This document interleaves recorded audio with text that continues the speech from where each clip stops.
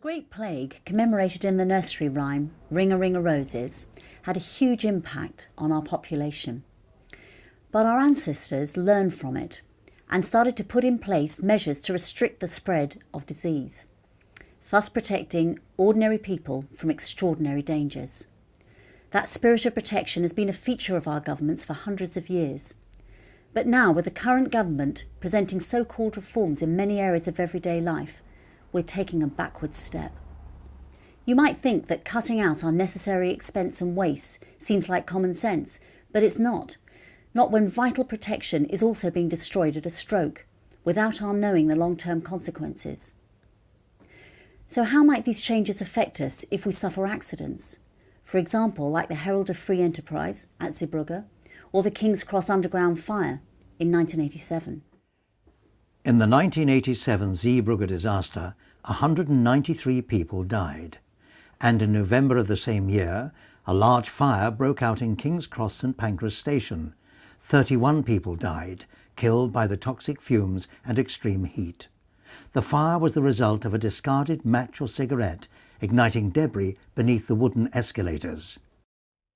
As a result of this, the smoking ban in underground stations was more rigorously enforced throughout the system, and almost all of the network's wooden escalators have been replaced by steel ones.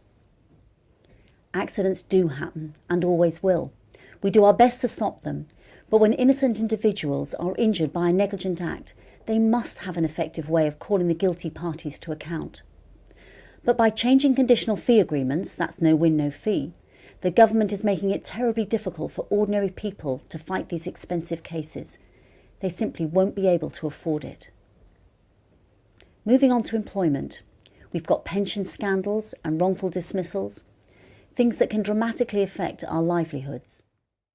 In the Maxwell pension scandal of 1989, it was found that Robert Maxwell, who owned the Mirror newspaper group, had defrauded £450 million of employees' pension funds, leaving more than 30,000 fund members in danger of losing their benefits.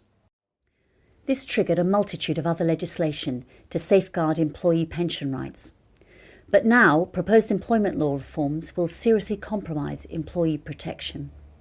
Changes that cut out red tape and make it easier to employ people will affect the way employment tribunals work, meaning that some employees who've been discriminated against or unfairly dismissed will have no comeback. And how about industrial illness and injury? With people suffering from conditions like vibration white finger or asbestos-induced cancers like mesothelioma. Asbestos was still widely used in many industries until the 1970s and even as recently as the 1990s.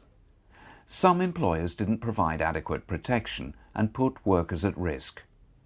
At least 4,000 people in Great Britain die each year from mesothelioma and asbestos-related lung cancer as a result of past exposure to asbestos.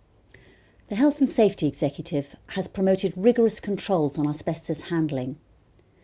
But the government is now cutting funding to the HSE and, they say, removing more red tape, which will make it much harder for the HSE to function effectively in protecting workers throughout our economy, and will mean hundreds of potentially dangerous incidents going unreported.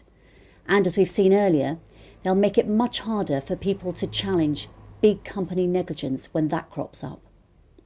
Lastly, consider what might happen in cases of medical negligence, like the thalidomide scandal back in the 1960s, or caring for the elderly today.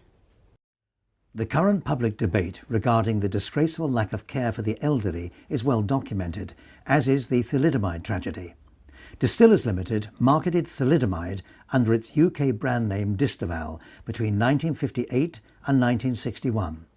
This reputed wonder drug, a mild sedative, was found to be effective for morning sickness in pregnant women, but it also caused damage to the fetus. Approximately 2,000 babies were born with defects, of whom 466 survived. In 1968, a compensation settlement for the UK victims was reached with Distillers Company, and the UK government gave survivors a grant of £20 million in December 2009. The government is sweeping away legal aid in the name of common sense. And without these sorts of funding mechanisms, individuals like us, and that includes specialist lawyers, simply won't be able to afford to take on huge organisations like the NHS or big pharmaceutical companies. It makes you think, doesn't it? Where would we be today without these hard-won protections? And without the luxury of a crystal ball, we've no idea what tomorrow could bring. Will mobile phone radiation or new industrial processes contain hidden dangers? They might. We just don't know. We all deserve the full support of the law to cope with such hazards.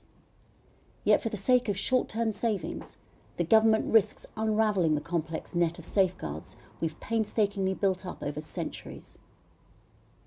When we fail to learn lessons from our past, it's firms like us who are left to pick up the pieces. But it's also firms like us who will continue to fight, tooth and nail, to protect the powerless and defend the rights of ordinary people, whatever their situation. If you were an innocent victim, injured through no fault of your own, who would be on your side? Who'd make sure that you were fairly treated?